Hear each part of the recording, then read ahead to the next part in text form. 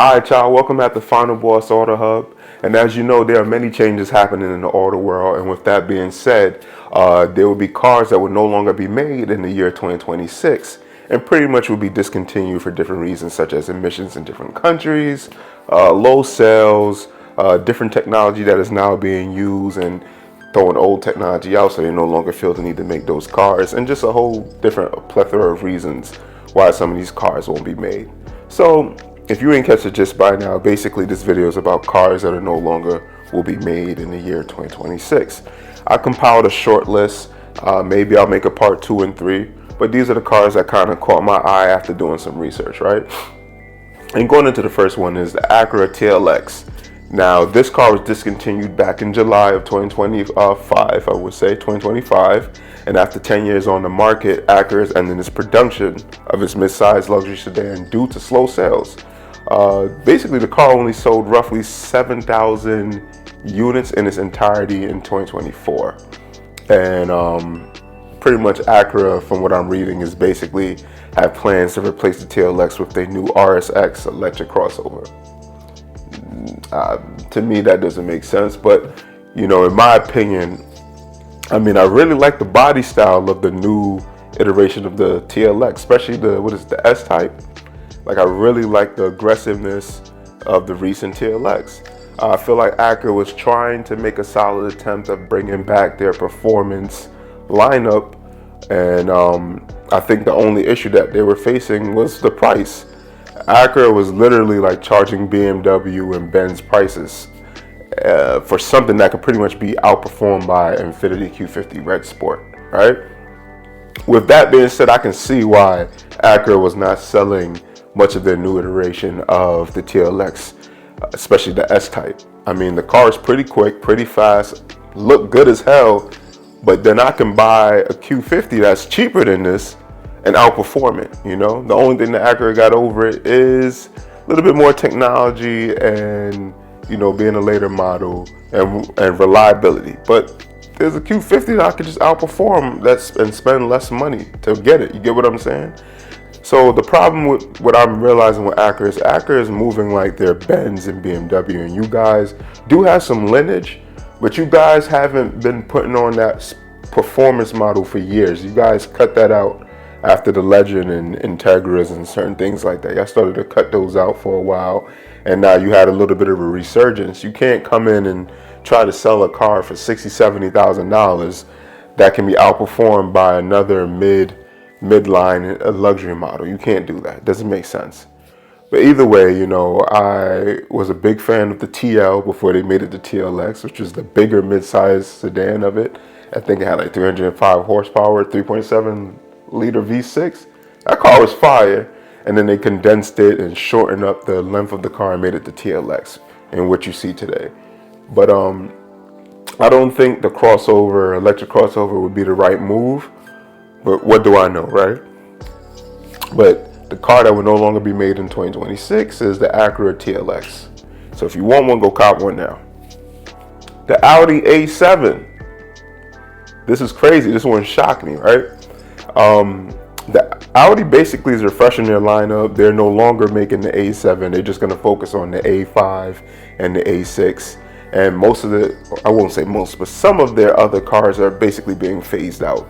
And this includes the A7, right? Their large luxury sportback sedan, and it will pretty much be discontinued in 2026, especially since the company is ramping up their A6 production. This is what I read, right? In my opinion, I actually really like the A7 and all its iterations, the A7, the S7, and the R7. Bro, what is it? What we in? I think like 2013, 2014, when you started to see those cars come out, like that was some innovative shit. I gotta bleep that, but that was so innovative when we started seeing those cars. Like, I feel like this car, right? This vehicle, this model pretty much ushered back the fastback design that many other companies pretty much copied over the last couple years. And I understand Audi wanted to do something different, but I think they should stay with this generation. Like this car really made Ford make a fastback Mustang. They designed the S5, the A5 S5 after the fastback.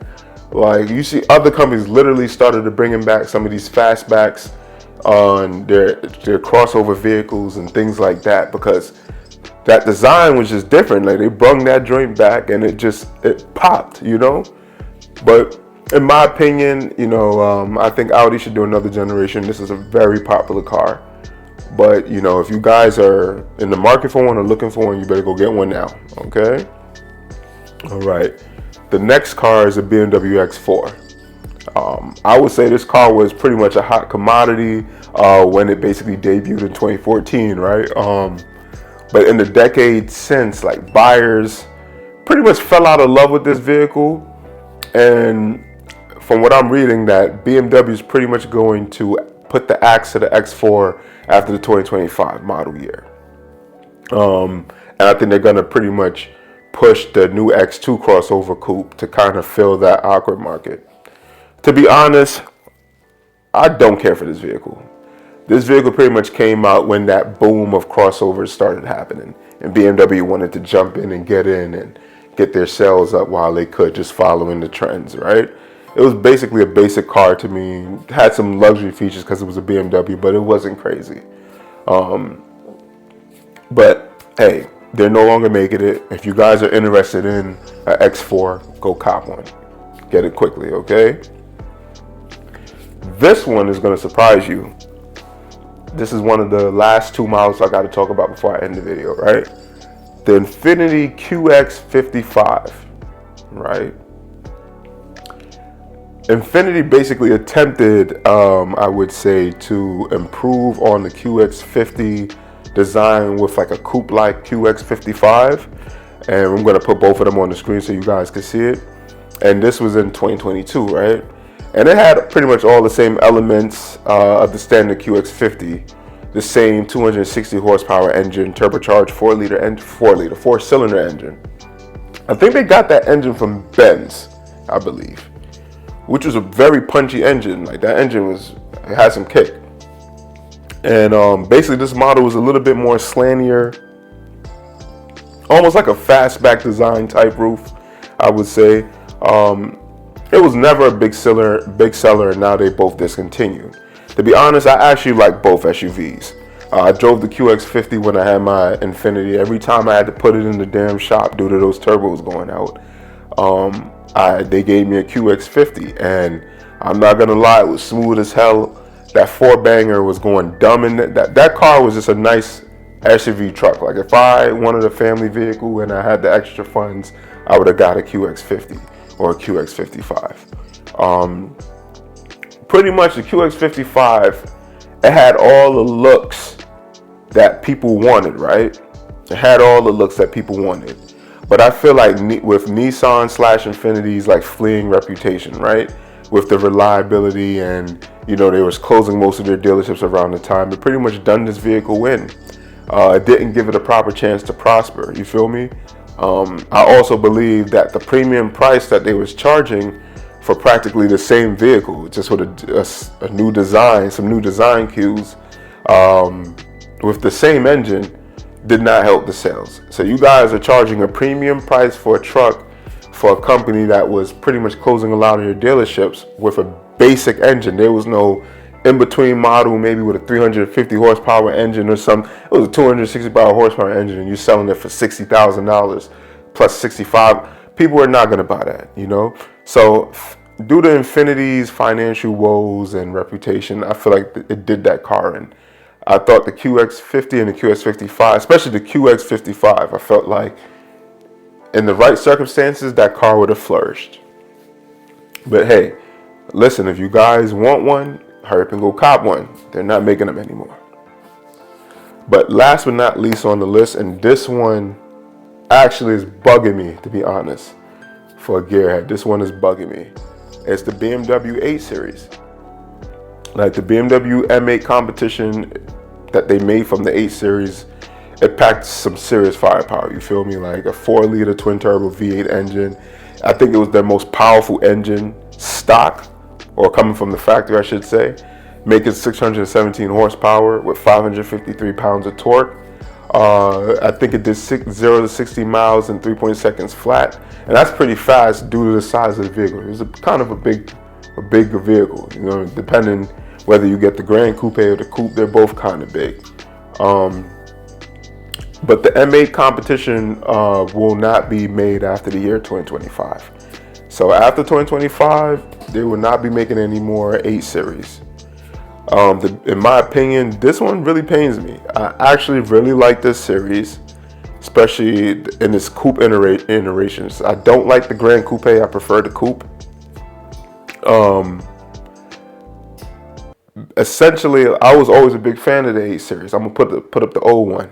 I'll put it up somewhere on the screen, somewhere around here, or maybe on the full screen. Who knows? But the original 8 Series. If you grew up where I grew up and you had one of those, we knew you did something funny. You was a pharmacist, if you get my drift. You was a pharmacist. And I'm not going to lie, if this channel ever does well, or if I ever somehow get lucky and I just wanted to get a real project car, I would find one of those 8 Series and build it like crazy. I'm telling you, I would build it. I would use my channel to rebuild the 8 Series if I ever get the chance. I'm talking about the original ones. But anyway, I'm sorry for going on script. Going back to the original topic, right? This is a big GT car. It's a bona fide GT car, Grand Tourer. Sporty when you need it to be and comfy when you need it to be. You know, you can take it on long 6 to 8 hour drives, or if you want to go sprint on the road and do crazy numbers for a couple hours, you could go ahead and come right back home, right? You definitely could stun on everybody in the parking lot with this coupe, and it's just a crazy looking car. Like, it's hard to ignore. It's a long silhouette coupe. You know, sounds good, especially if you do the exhaust, punchy. You know, if I had the money, once again, if I had the money, I probably would get one for the channel. I actually like the 8 Series coupe. I think it's a sexy vehicle. BMW, listen, I know you tried. I think you guys should do it again. You got to think about it though. This economy is crazy. There's more people that are unemployed that's employed right now. So you can't expect people to just jump out and buy this car. But people really love this car, and I know I do. But yeah, guys, after the year 2025, after this year, hurry up and go cop one, because it's going to be hard to get one, especially once they discontinue it officially. But yeah, everyone, I just wanted to make a quick video about some cars that won't come back or not be made in the year 2026. This is basically their last model year. I just wanted to put a video like this, especially since we're going into 2026. I got some more stuff coming. I should be posting a few times this week. You know, thank you guys for all the new support. The channel is steadily growing. I really appreciate it. I'm just here trying to build a good car community in the tri-state area and nationally if I could. But thank you for tuning in. Final Boss Auto Hub out.